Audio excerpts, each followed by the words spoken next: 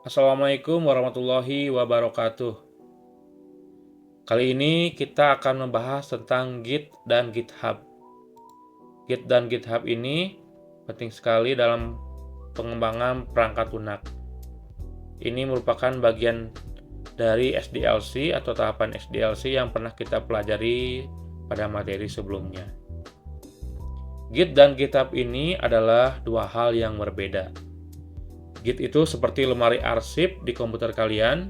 Dia bisa menyimpan semua versi file kalian dari awal sampai sekarang. Jadi dalam satu file kita bisa melihat versi-versi atau perubahan-perubahan yang dilakukan dalam file tersebut. Walaupun tidak ada internet, Git ini bisa kita gunakan.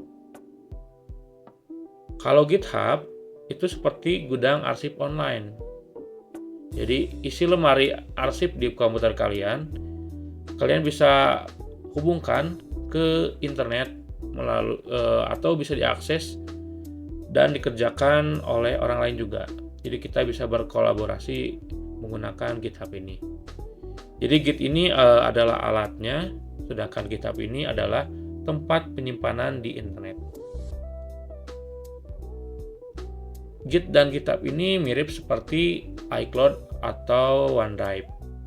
Namun bedanya, kalau iCloud sama OneDrive ini, dia hanya menyimpan filenya saja.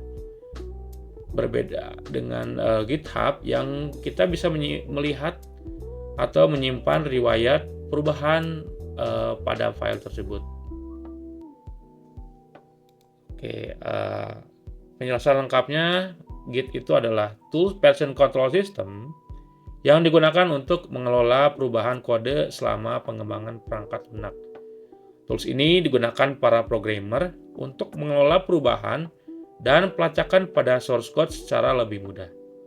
Dengan menggunakan Git, programmer dapat mengedit kode dengan membuat cabang yang terpisah dari versi utama, sehingga tim dapat mengedit kode sendiri-sendiri tanpa mengganggu kode utama. Setelah selesai, perubahan yang dilakukan pada cabang tersebut dapat digabungkan kembali ke versi utama secara aman.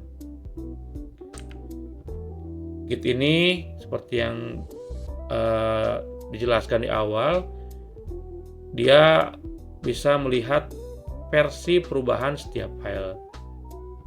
Git ini juga open source, artinya dia bisa digunakan gratis, kemudian kompatibel dengan berbagai sistem operasi. Git juga memberi kemudahan programmer dalam berkolaborasi.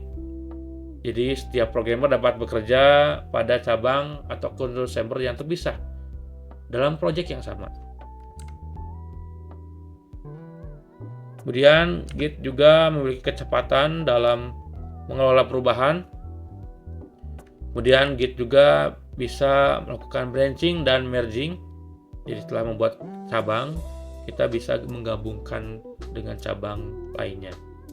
Misalkan kalian punya sebuah project, kalian sudah melakukan banyak sekali perubahan, tapi di perubahan terbaru kalian nggak puas gitu. Kalian puasnya dengan versi sebelumnya. Kalian bisa kembali ke versi sebelumnya, kemudian versi sebelumnya ini dijadikan versi utamanya gitu. Kemudian keamanan. Jadi Git ini memiliki keamanan yang sangat baik.